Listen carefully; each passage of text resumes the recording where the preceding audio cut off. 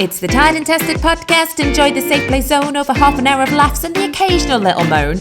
Normal life and all this strife is what we like to speak. Things like saggy boobs and hangovers that last a freaking week. From perky tits to kill and knits a snack bitch when I'm dead. I'm realising that parenting is just living in bumworm dread. Happy listening to the podcast. So welcome to officially episode 1 of the Tried and Tested podcast with me, Sophie McCartney, and Lisa with the French. Hello, Lisa with the French. Hello. Oh my God, we're back again. Ding, ding, ding, ding. This is fun, babes, isn't it? I quite like our little podcast adventures. I know, I get excited. I know. What are we going to talk about? What are we going to talk about? And we have got our tequila this week as well, haven't we? Mm-hmm. We're going to do a little shot. At what point do we think we do a little shot? Do we do a little shot now? I think maybe to like loosen the vocal range. Or do we wait? I agree. Should we do it now? No. Should we just get it out? Let's go. Should we just get it over and done with? Just like rip the plaster off. Right. What are you drinking, Luce? What you got? This is the Patron that you sent me. Aww. So I feel like I'm sponsored by your good self. For anything that comes out of my mouth, it's also your fault. So here we go. What are you drinking? You might have sent me this, I think, to be fair. Not that we are each other's problems in any way. Hang on, I'm going to pull the cork. And mine. Ooh. Right, okay. Little cheeky. Is yours a double or a single? I mean, mine is a massive shot glass. But, you know. I need to add a little precursor to this that... I am a little bit of a fitness wanker now, and as are you. And I haven't had my dinner yet. I've had a piece of salmon at about 2:00 and 3 pieces of broccoli. Then I did legs. I did legs today. And my tequila is technically my protein shake. What could possibly go wrong? Okay, I've just seen the size of your shot. So I see you. Oh, should I pour a bit back? Are you raising? No, I'm raising myself too. Oh, yours was tiny. No, but it's a big fat glass, babe. Right there. That's more like it, isn't it? Yeah. I think I should pour a bit back. No. We don't do that. We don't do that. Right. No. And I don't have a lemon, so I'm going to be swigging from a Tesco, oh God, hasn't even hit yet. I'm going to be swigging from a Tesco lemon juice zingy bottle reserved for pancake day and cleaning the microwave after I've cooked fish. You're not meant to throw that out after 3 days. Who does that? Who throws those things out after 3 days of opening? Never. I mean, everyone that's got one of those in their fridge has had it for 4 years. Oh my God. I haven't got lime, so I've got little segments of orange. Oh my gosh, nice. That's dead classy, that. Which I feel like is a thing. It is a thing. Do you know what else is a thing? Somebody told me. Apparently, after you do your shot, you should do a shot of pineapple juice. And do you know what it's called? A Craig David. A Craig David, yes. My cousin's told me about that before. She said she had a Craig David hangover. And I don't know why that would be. I don't know either. Yeah. Took me for a drink on... No, not got anything to do with that song. I was projectile vomiting by Tuesday. Maybe that was it. We missed the lyric. Right, you got your salt. Right. Yes, I have. Right. So we're going to lick, we're going to shoot, we're going to suck, or in my case, swig. Yes, we're going to swig. Exactly. Right. Okay, right. Okay, let's go. Ready? Let's go. Yeah. Cheers, babes. Happy Cheers, babes. Tuesday. Yeah. Cheers. Yeah. Oh, wow. I spilled it all down my boobs. Oh, God, the lemon juice was worse than the tequila. Oh, no, do you know what? Nice with an orange. It's not nice with Tesco lemon juice from a bottle. Craig David! Where are you when I need you? Craig David! Oh my God. Apologies to anyone that's like just woken up and listening to this first thing while they're making their coffee and their breakfast. But you know, it's 5 o'clock somewhere. Also, I'm very much hoping. So, Luce and I aren't meant to be drinking at the moment, so we both have the same personal trainer, and he's got us on he's got us on like a special nutrition plan and workout regime, and I'm pretty sure that tequila. I mean, I haven't looked at the fine print, but I'm pretty sure tequila's not on there. But I am working on the assumption here that Bradley's not listening.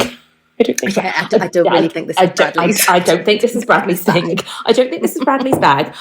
So I think that we're safe. I think that we're safe. Maybe we should get him on one week. No, because then we won't be able to drink tequila. That's true. That's true. Maybe in January we'll do dry January with him. How about that? Yeah, okay.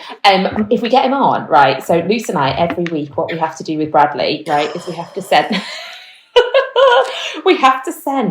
right, semi-nude pictures of ourselves to Bradley. And Bradley is like a 29-year-old Adonis, I'm just putting it out there. And we have to send pictures of ourselves in hot pants. And my mum was like, who's this man that you're sending pictures of yourself to? I was like, steady, Mum. I don't think Bradley's sitting there looking at me in my Marks and Spencer's granny pants, like tapping one out. I think that, mind you, so I have to say, look at her C-section pouch. Stop it. No, I have to say that you do look fire. And now that's what the kids say, but you look fire. Thanks, babe. To be fair, Jez has got you to thank, because when I'm looking hot, it's because you always look hot. You are definitely a good influencer. You look banging now. I look an absolute mess. I look like a sweaty cocker spaniel. Like that's currently my... stinks of tequila. It's tequila. So yeah, so if we get Bradders on, right, because we have to send him on you pictures, I think it's only fair that if we get him on, he has to sit here in his pants. Yeah. Just for us. Just for us. And then maybe we just get him to do some, I don't know, lunges. I mean, I don't lunge for him on my pictures. Do you lunge for him on your pictures? Oh, not on my pictures. No, but he does make me do quite a few lunges. On like day. Lunges. When I have to take the pictures of myself, I get my ring light out. I can tell. I do mine. You look absolutely stunning. You do a full face of glam. I don't. To be fair, I don't do a full face of glam. Well, okay, just day-to-day makeup. Whereas I do mine after a workout with my hair scraped back, and I just balance my phone on the windowsill, and it's really bad angle looking up. But as I get more like you, I'm going to raise it. I'm going to raise the phone up to get a better angle, so it's going to be even more extreme before and after. Always take from above, babe. Always take from above. Steve's like, what are you doing? And I'm like, I'm just taking some pictures of myself. And he's like, have you shaved your legs? I was like, no. And he's like, have you done a bikini line? Have you sprayed perfume? I live in fear. Now, I don't think that Bradley's going to do this, but I live in fear of him maybe zooming in on my crotch and like I've just got bush hanging out. And again, I've never met him, and I probably never will meet him. But I can't cope with the fact that he might zoom in and see my bush. So yeah, I currently make more of an effort for Brad than I do for my husband. Yeah. Steve. And it was his birthday this week as well. I know, he's hit the big 40, the big 40. I've been taking a lot of joy in the fact that I'm not there yet. I know. Because I was at 40. Because your husband's a bit older than you. Yes, he's 45 this year. He's 45. 45. So I've always looked at him as much older. But yeah, I was at 40th as well. I was invited to Steve's, but sadly couldn't make it. She didn't want to come. Let's not talk about that. It's not awkward. You chose your fancy friend who had her 40th in like Mayfair and paid for it all over coming to sit in my garden. It was actually nice. What else? Yeah, but no, it's actually because her sister organised her 40th a long time ago, and you started organising Steve's about 10 days ago. Can I just point out, for me, that is a long time ago. Steve's mum, Steve's mum could not cope with me. She was like having proper anxiety. She's like, Sophie, have you sorted the caterer? I was like, Amanda, I've got like 8 days already. Okay, I'm just going to put a call out on social media and see if anybody's free. She was just like twitching in a corner. Just couldn't cope. So, right, I bulk made batches of cocktails. Now, the problem with this is I am good at lots of things in life, okay? I'm just going to put it out there. I'm going to big myself up if it comes to the written word, the spoken word. That's my jam. Tell you what I'm not very good at. Numbers and calculations, just in general. Ratios, massive problem. And so I was having to adapt a margarita recipe that was for maybe did 3 or 4 or something, and I had to adapt that to say 50. I had these massive big decanters, and I think at one point when I was on my 4th bottle of Sierra tequila, I was tipping it in. No wonder nobody could see at the end of the night. So one of my friends came up to me. She'd had two, and it was 8:30 in the evening. She'd had two, and she came up to me and she went, "Sophie, I've just seen two of Debbie." And I was like, "Oh, that's not good." My other friend had four, and she was slut dropping against the pear tree. And that was 9 o'clock. That was 9 o'clock. I was like, "Oh God, maybe I did something wrong with the margs." And there was quite a lot of debauchery. By I would say 10 o'clock, like things had gone to shit. Like, and it wasn't Steve or any of his mates because they were all drinking the beer. It was all my friends who'd been on the cocktails. It's like I'd spiked them, and someone was sick in a bush on the way home. Like it was like kicking it back to house parties when you were a teenager.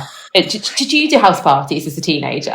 Yeah, I wasn't allowed them at my house. I never did it at my house because I went to house parties and I saw what happened to people's houses. Oh, I did go to one though, and I remember, I remember going to one house party, and it was like a house party that happened after going to the awful club in Berwick where I'm from. We went to Bedrocks, it was awful, but it was brilliant. And then we went back to somebody's parents' house. I don't know where his mum was, but we were really drunk, and somebody ended up, and I think it was the guy whose house it was, ended up with his head going through the wall. So the next morning, when we were all like, "Oh my God, what happened?" And there was a massive hole in the wall. Like, I'm not talking, it was like a plasterboard wall, and like why is Rob's forehead completely caved in? I don't know, but it was really funny. Do you know what? Some of the things that we collectively would have got up to as teenagers, and I am absolutely dreading my kids getting to that age, because we would go to house parties. So I remember vividly, because it knocked me out for a week. I had to pretend to my mum and dad that I had the flu and I was in bed for a week. I drank a fucking bottle of Malibu straight through a straw, because if you drank it through a straw as well, it also got you more shit-faced. I don't know why. Oh my God, through a straw. And I would lie to my parents, and I'd tell them I would be in different places to where I actually was. And I was reminiscing the other day with my friends. So we would just all have a system, and we would tell the other one's parents that we were staying at the other person's house. And so nobody knew where we are. And if it was days before mobile phones and everything. And we went to a nightclub. Oh my God, I hope my parents don't listen to this, because I still haven't told them about this like 30 years later. We went to, I told them that I was staying at my friend Lucy Sharp's house, and we didn't. We all got in one of my other friends' cousins' cars. We didn't know this man. He was about 20. We were, I think, 15.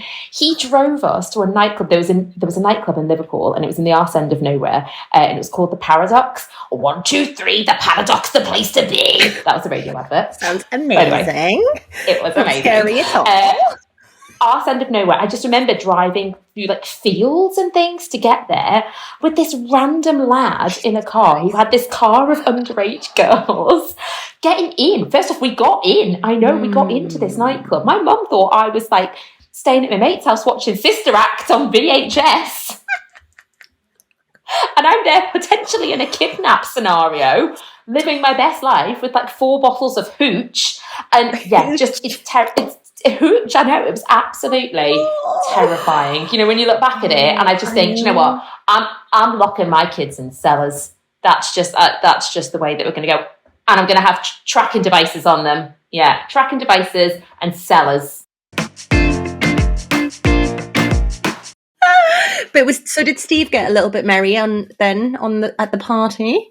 He did, but he wasn't too bad actually. I think he wanted to work the room / garden a bit, so he said he wasn't going to get absolutely mullered. So he was tipsy. He was a pleasant drunk. He wasn't like a disowning drunk. Like sometimes he, like, you know what it's like when blokes get really drunk. Can he be dealing with him, man? No, can he be dealing? But he was a good drunk. He was a good drunk. You see, I'm quite lucky because Jez is not a massive boozer, which is great. Because there needs to be, it's like we say, Steve and I are like the kind of the loose cannons, and you and Jez are like the more sensible partners. I always say that we should do a husband swap, shouldn't we? Can you imagine what would go down? No pun intended. If Steve and I would be dead. And Jez and I would be sitting there going, told them.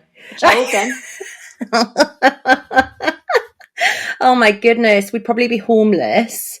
Yeah. Jess and I'd be having a lovely early night together. Yeah, exactly. Slippers on. Oh, Slippers God, on. yeah. And a hot cocoa. Anyway, so it's the big 4-0 for us next year, and how are you feeling about the big 4-0? I'm not going to handle it. I'm not going to handle it well. And I know, do you know what, right?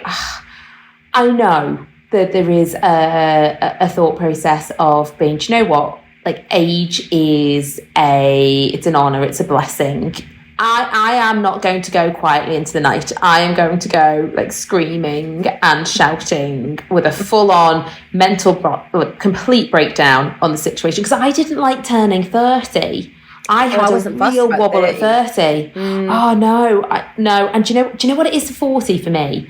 20 years away from 60. That's I think if you look at it like that, I mean, that's where I'm at. How to depress yourself. I have got like a lot of my good friends are now 40 plus, and I look at them and I'm like, they don't seem 40. Like, they don't seem it. So I feel like we're in a new era. I tell you what makes me feel so much better, babes, about turning 40. Do you want to know? I know what you're going to say. I know what you're going to say. Jennifer fucking Lopez.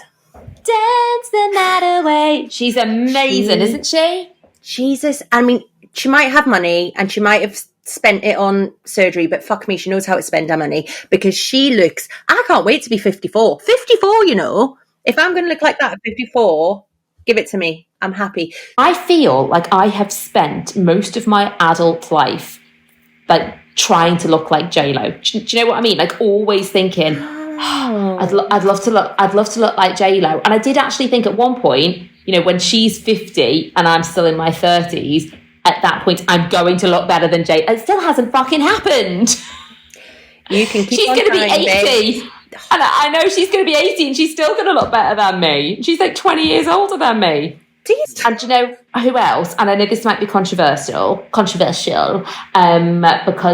they are Marmite, aren't they? But the Kardashian sisters, like Kim is 43, maybe, and absolutely banging.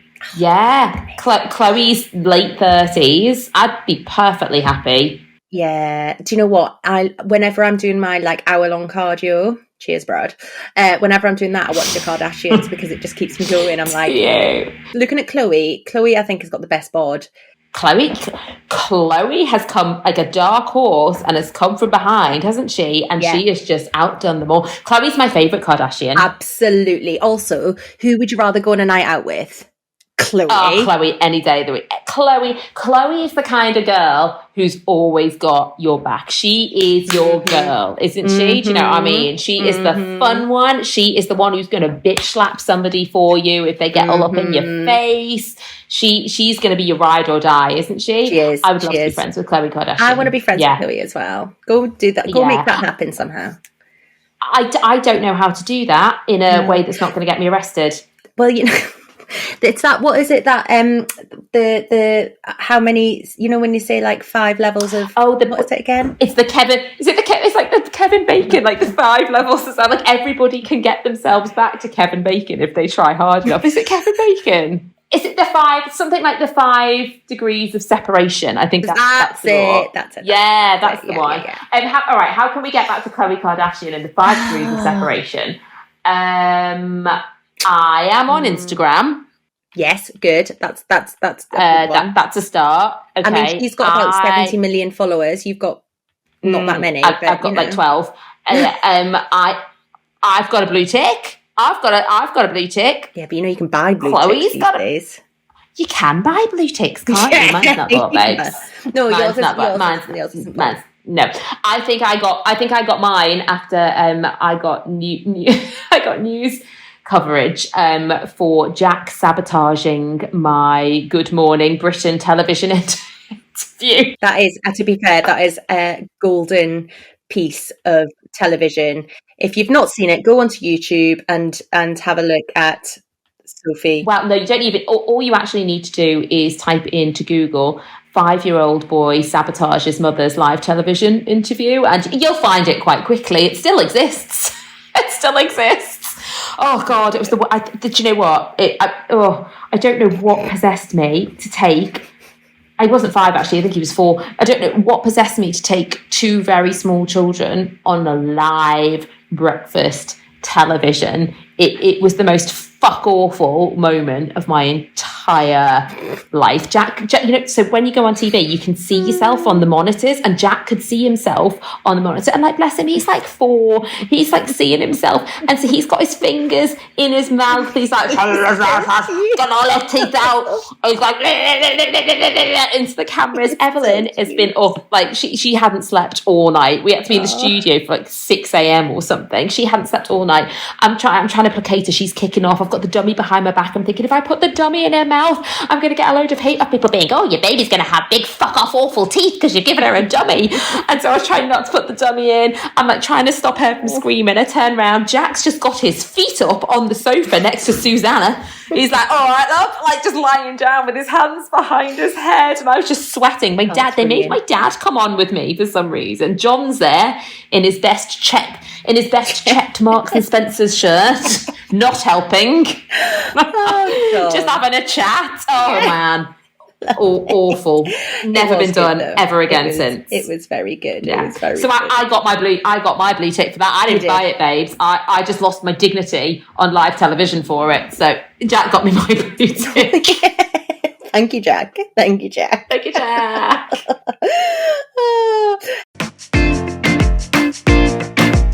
So one of my friends, she had a baby this week. She had baby number 2. And she was dead worried because she was going to be having a planned section. And she'd never had a section before. And so she came to me. She was like, I don't know what to expect. I don't know what. Just really worried. So I've had 3 sections now. Technically all emergency sections. Nate was meant to be a planned section after the other 2 were emergency sections. And then because he came early, that went to shit. And so he turned out to be another emergency section as well. So I've never had the lovely, relaxing kind of planned section experience. So I was trying to reassure her, and I was like, you know what? I believe, I'm led to believe that they're lovely and it's very different. Because you had a planned section, didn't you? 2. You had 2, of course you did. You had 2. Yeah. You know, you get you, they give you little instructions, don't they, before you go in of what you need to do for the day. Yeah. And you know, one of the big no-nos was, well, for me, I don't know whether it was personalised for me, told me not to shave my bush. Now, right, I was planning... Hang on. Yours told you not to shave your bush? Not to shave my bush. And went, right, so I was like, oh, isn't that weird that they've said not to shave your bush? And I mentioned this on Instagram, and I got loads of people who messaged me to say that they'd also been told the same, right? Only for them to then turn up on the day with a gigantic bush, and for, you know, like the operating room assistants, right, to then pull back the little sheet and go, oh, pass the razor. Can you imagine? Can you imagine lying there? I can't. Just quite mortifying, to be honest. With the scrutinising eye of Kevin, the the operation, like your assistant. So we got told up here in Newcastle, where we're more hygienic, clearly, I was told that I did have to clean up.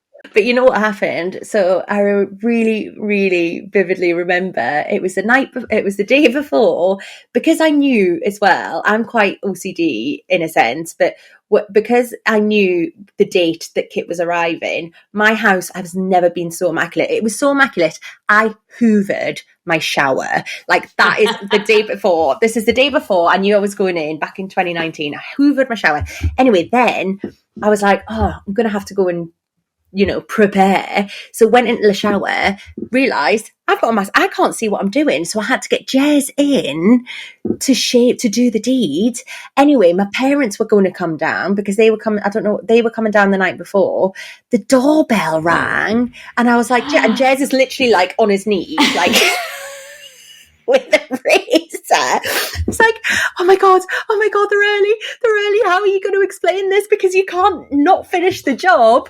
Oh, it was so more. Anyway, it turned out it was the postman. And it was so he could come and finish the job. He could finish the job. It was all good. So when I was pregnant with Evelyn, I decided to have a VBAC with her. So because I'd been so traumatized by my first emergency one, I got knocked out. I was under general, and I was like, I want to have another section. So I decided to have a VBAC, and so I had what I thought. So I was running Jack a bath.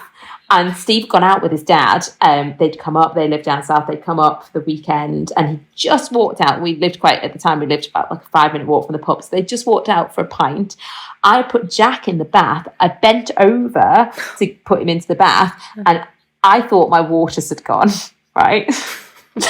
So I called Steve, and I was like, oh my God, Steve, you need to come back. My water's gone. So Steve comes running back, and he just got his pint. He came running back into the house.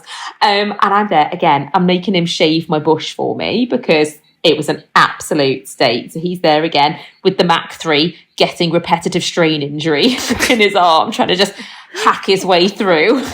Is he on his knees? Get back, Val Beast, get back. Yeah. Like a priest.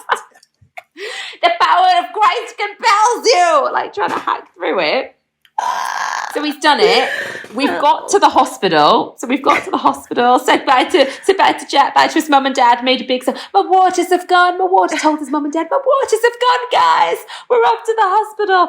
Get to the hospital. They have a little test that they do. There's a little swab that they can do that they can determine whether or not it is whether it's whether it's fluid or not. Test comes back. Guess who just pissed themselves? So Steve's looking at me, absolutely fuming that he's missed out on a night at the pub because on his pipe. And we were hours at the hospital as well, because I'd just had a shit pelvic floor because I'd not really bothered doing my Kegels, and then even worse, I then had to come back to the house where Steve's mum and dad were waiting, and I was like, no, stand down, guys. I just wet my pants. It's just so awkward. Night, everyone. Off I go. Oh. Pissy Nickers McGee off to bed.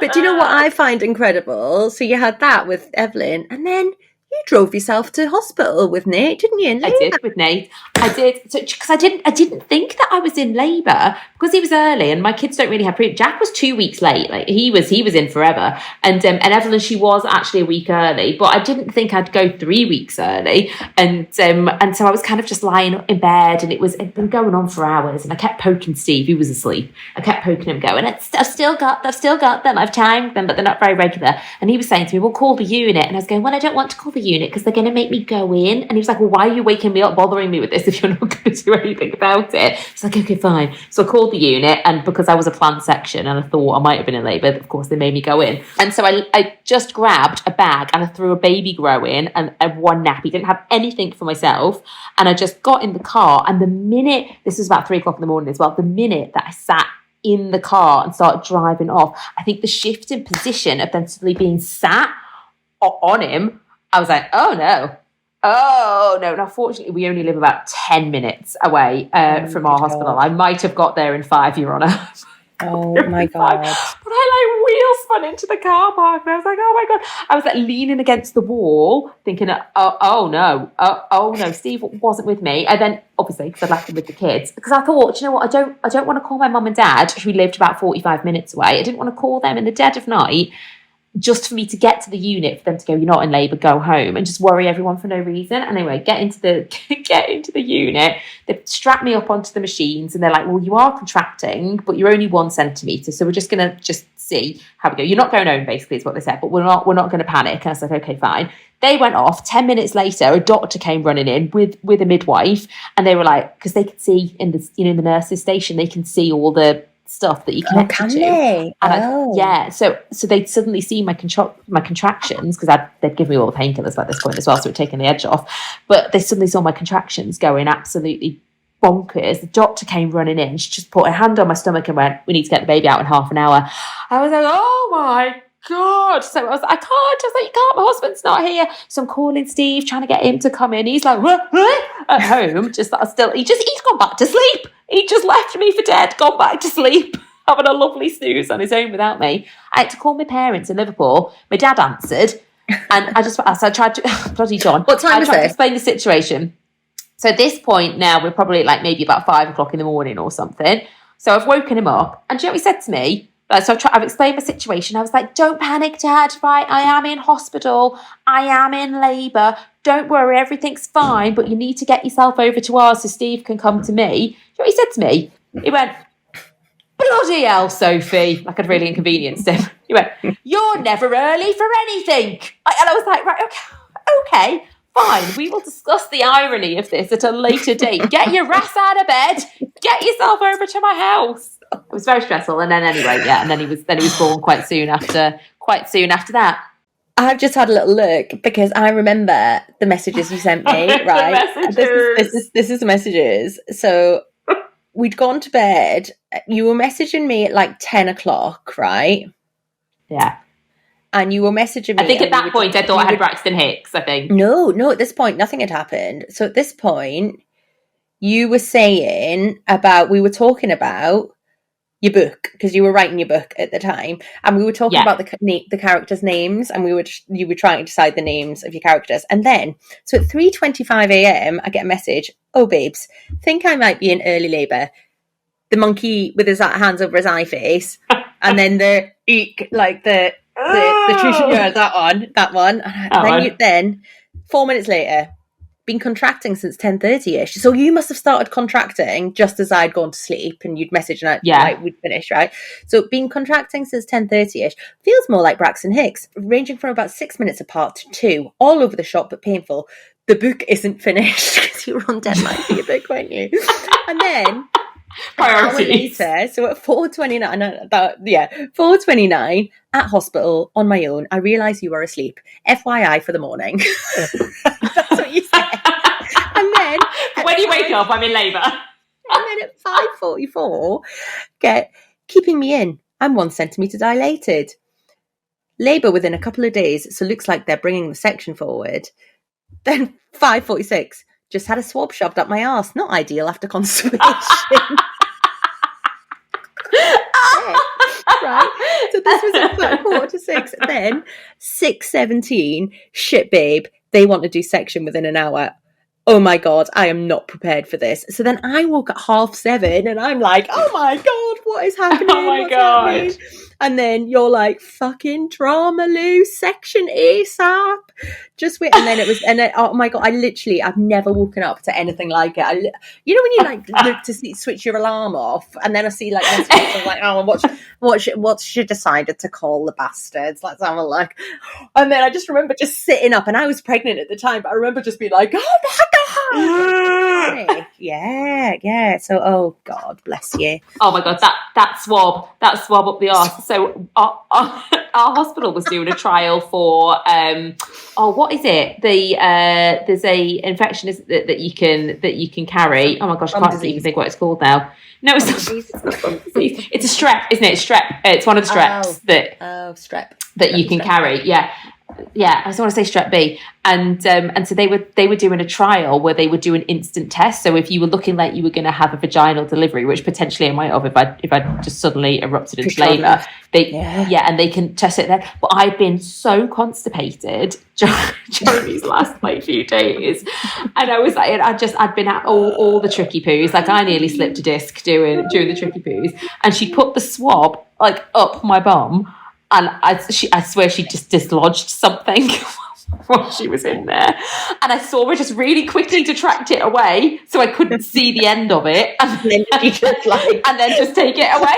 And I was like, oh my God, there's going to be that. Like there was probably like a big like log on the end of it. And she feels so bad for me that she doesn't want me to see and then I had to lie there going, oh no. Oh no. Like I just then had to live in the real social awkwardness of her just like scraping it out.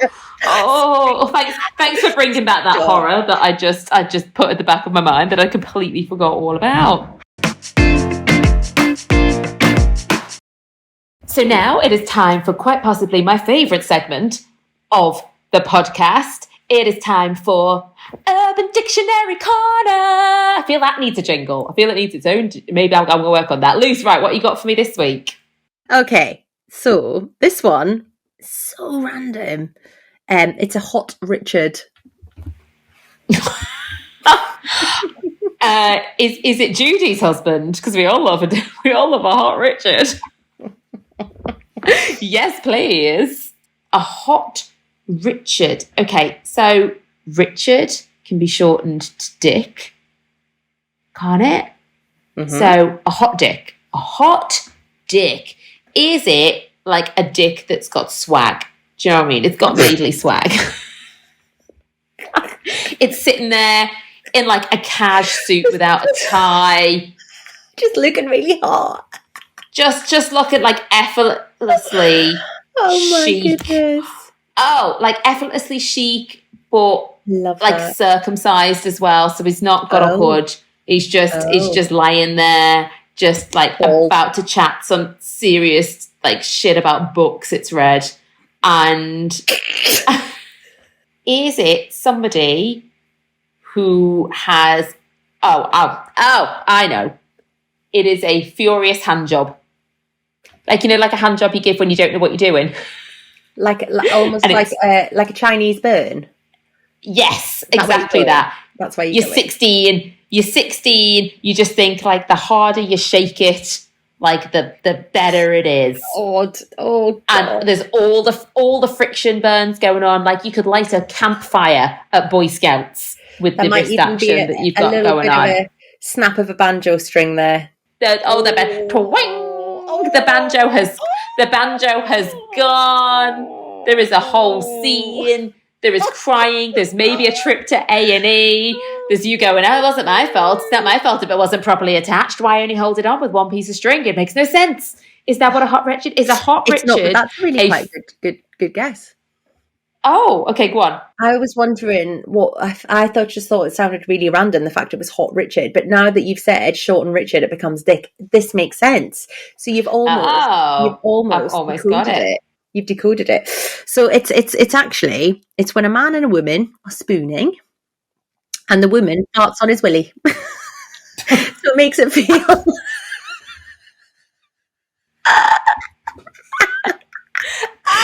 It makes it feel really warm and cozy. So Oh, that's what I'm going to do, Steve, tonight. I feel he's going to think he's also going to feel really warm and cozy after I've guffed on his willy. He's going to wrap his arms around me and go, I feel so warm inside and outside. I think that's exactly what he's going to say to me. And then he's going to serve me the divorce papers pretty soon after. How I really like that explanation. It's like the examples. This is it. While spooning on the couch and waiting for ham to cook in my portable microwave, my wife gave me a hot Richard. Oh, sorry, can we also circle back to he was waiting for his ham to cook in the microwave, did you say? Portable microwave, yeah. Yeah. So okay, what is he like? Hang on, we need to dive a little deeper into the situation. What is he just? What's a portable microwave? Like a raw microwave's portable? You can just pick them up and move them around because they've got a plug. Or why does one cook ham in a microwave? I don't know, babes. I don't know. Who microwaves? I like the fact that this is the thing that you're really focused on. I'm more concerned about the ham in the microwave. It's going to be tough as fuck if you put that in the microwave. No, if you're cooking a ham, all right, you need to get that on a nice slow boil first. If it's a nice joint, Nigella has a lovely recipe with Coca-Cola. Cook it in Coca-Cola for about an hour and then finish it off with a nice glaze in the oven. Don't be cooking no ham in no microwave, fool. And then farting on your husband's willy. Don't be doing that. Don't be doing that. Also, has he got it in the room with him if it's portable? Like, and in which case, is he lying there thinking, is the smell my wife or is it my ham? Oh my God, why does my ham? Or is it my wife's ham? Is it my wife's ham? Smells a bit hammy in here. It's like when the dog farts. A lot of Urban Dictionary, from my recent studying, a lot of Urban Dictionaries are submitted by, I would say, jocks. Weird men who live in trailers.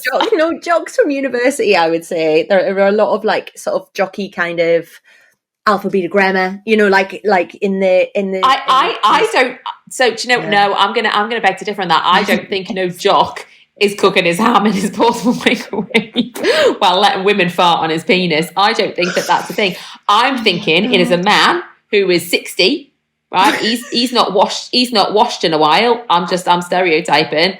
He's got his portable microwave on his bedside table with his ham in his caravan. And in his caravan somewhere. That's where I'm going with that. Yeah. He's got a body in the fridge. Oh God, he has. And he's got a ham in his microwave. Yeah. Anyway, so that's a hot Richard. That's a hot Richard. Boom. Oh, Steve's in for a treat tonight. Steve, get the honey roast. I'm coming for you.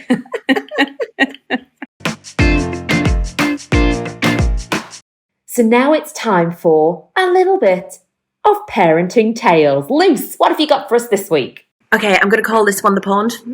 The pond. The pond. Love it. Okay. So, hi, Sophie. Hi. I'm so happy to hear you doing a podcast. Something to look forward to on my mundane commute home from work on a Thursday. Oh, you're welcome, babe. I have a classic. Thanks for listening. I have a classic how not to parent lesson. You ready for it? Yeah. Don't attach your dog lead to your buggy clip and throw bread for the ducks. Oh, no. Yes, I did this. And of course, our 1-year-old chocolate Labrador sprung off faster than a bullet over the bread, toppling the buggy over with baby number 1 in. Luckily, I had strapped her in and the ring cover was on. So she was unscathed, but nevertheless not my finest moment. Into the water? Well, the dog went in. No. Can you imagine if you saw that? Oh no. When was this and what geographical location? I'm going to have a look. This surely made BBC News. Surely. That's from Nicola Gunn, now parent of 2 children who have so far survived to the age of 13 and 11 with all fingers and toes okay. intact. So, right. That's all right. Thank you, Nicola. Thank you. Glad everyone survived. No, don't. So I have so in our old house, we used to live by a canal. We used to walk out of the front door, down a little alleyway, and we were on the canal. And so when the big kids were quite little, that was just our activity. We went to just go and feed the ducks. But I used to have a real irrational fear that would happen because I did used to attach Millie to the pram, and beagles being beagles, they go with their noses constantly, and she would be forever pulling. And so that was my big thing.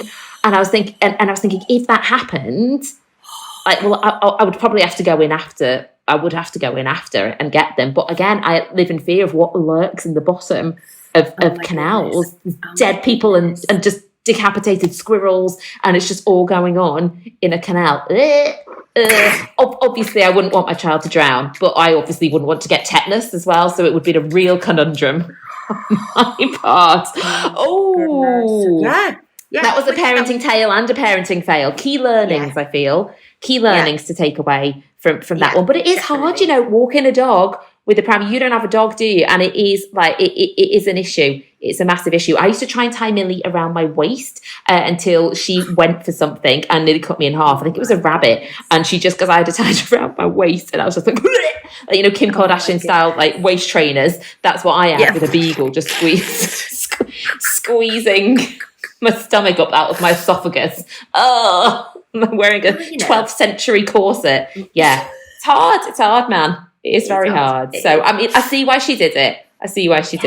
That's proper dog parenting woe, that is. Along with, if you've ever had to walk the dog and you then put your baby in a baby carrier and you've got to bend down to pick up the poo.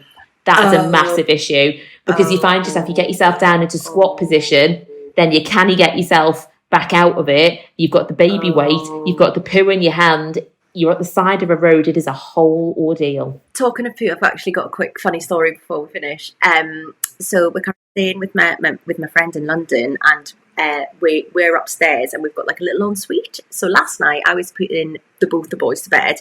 I'm trying to get both to sleep. Kit is then lying in his bed, but it's Mummy, I need a wee. He loved the ensuite. It's novelty. So anyway, how rich are your friends in London that not only they actually live in, or they have an ensuite? What? They're proper grown-ups. I know. They're proper grown-ups. Yeah. So anyway, so we've got this ensuite, and recently Kit has started, and this is for the boy mums out there, doing stand-up wheeze. Now, this is new territory for me. It's usually something that Daddy does with him, but over the past couple of weeks, he's been very persistent that he's like, no, Mummy, I'm doing a stand-up wee. And I'm like, okay, let's do this. So he goes in and he does a stand-up wee, and the door's open, and I'm trying to get Bo to sleep in his little cot. So he does a stand-up wee, and then he turns around and he's like fully naked, frontal, like with his back to the toilet. And he had this really weird look on his face. And I was like, you all right? What's wrong? And he was like, yeah, I'm doing a stand-up poop. Oh, No! Yeah, I was like, oh my God. He didn't. Oh no! Did you have to catch it? You caught it, not hit. Yeah, whacked him on the loosey. But yeah, his face. I was like, right. Well, I mean, to be fair, it's another way of getting things out your body. So why would you not do it standing up if you could do one? You know. But, yeah. Well, exactly. I mean, that makes sense. Bless him.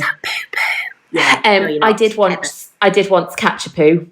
I did caught a poo in my hands, like I was an American baseball player. Just caught the poo. Stop it. We were in Center Parcs in the tropical swimming area. Yeah. And I'm not going to say which one of my children it was, because I don't want to embarrass them horribly, but it was one of them, and it wasn't Nate. And there was very short warning, and I just saw the bulge of it beginning to appear, and then there was a little push, and the whole thing came out, and I swear I just slow-mo just was like, no, across the swimming pool. What did you in my hand? Then had to run with it like it was a grenade before anybody saw me. And we had the whole of Center Parcs shut down because my child had contaminated the wave pool with a big log, not from the forest that was outside. It was Sophie McCartney. She shut down Center Parcs. Never went back to Center Parcs ever again. There's probably a picture of me somewhere on a wall. So, shitty fingers Magoo. Don't let air back in.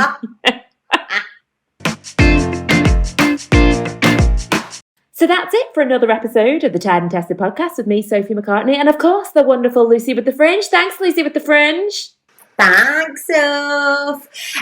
By the way, how are you feeling about this time next week? It will be your first proper show of the tour. Oh my gosh, don't.